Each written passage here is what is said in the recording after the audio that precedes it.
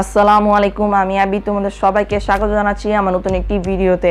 আজকে ভিডিওতে আলোচনা করব মাইক্রোফোন যদি হাত থেকে পড়ে যায় কি ক্ষতি হয় বা হতে পারে, সেটা নিয়ে আজকে ভিডিওতে আলোচনা করবো। সমাধানটা কি সেটা আজকে ভিডিওতে তোমরা শেয়ার করব। আমি এই টপিক নিয়ে আলোচনা করব। তার আগে বলে নিই, চ্যানেলে নতুন হয়ে থাকলে অবশ্যই চ্যানেলটাকে সাবস্ক্রাইব করে দিও, এবং যারা আগে থেকে সাবস্ক্রাইব করে রেখেছো তাদেরকে অসংখ্য ধন্যবাদ।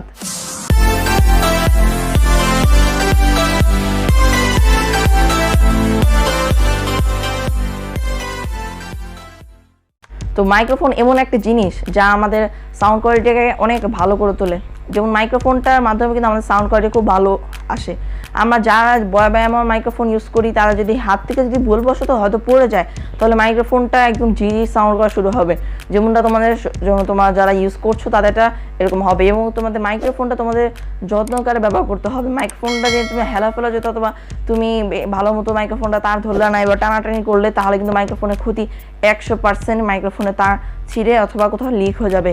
তার যা বলি, তার মাইক্রোফোন যদি M1 মাইক্রোফোন যদি কোনো সমস্যা হাত থেকে যদি 1-2 বার পড়ে যায়, সেটা ধর ফ্লোরে পড়লো, এখন পড়ার পর তোমার এখন ঝিঝি সাউন্ড হচ্ছে, যেমন তুমি সেটা যদি রক্ষা করতে চাও, মানে সলিউশন বের করতে চাও, তাহলে তোমার যা করতে হবে, তোমার ভিডিওতে ব্যাকগ্রাউন্ড মিউজিক মানে ব্যবহার করতে হবে। না ব্যবহার করলে তোমার ঝিঝি সাউন্ড থেকে যাবে, যার ফলে তোমার ভিডিওটি মোটেও ভালো হবে না, এবং তোমার ভিডিওটা কেউ দেখবেও না।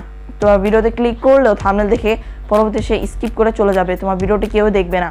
তো এখন তোমাদের মাইক্রোফোনটা ধরো তোমার পড়ে গেছে, পড়ে যাওয়ার পর এখন মাইক্রোফোনটা কী কী সমস্যা দেখা দিতে পারে সেটা আমি তোমাদের বলি। যেমন দেখো, আমি যে মাইক্রোফোনটা ব্যবহার করছি সেটা আমার হাত থেকে তিনবার পড়ে গেছে। এখন কি সমস্যা দেখা দিচ্ছে তা আমি তোমাদের 3 সেকেন্ডে বোঝাচ্ছি। 1 2 3।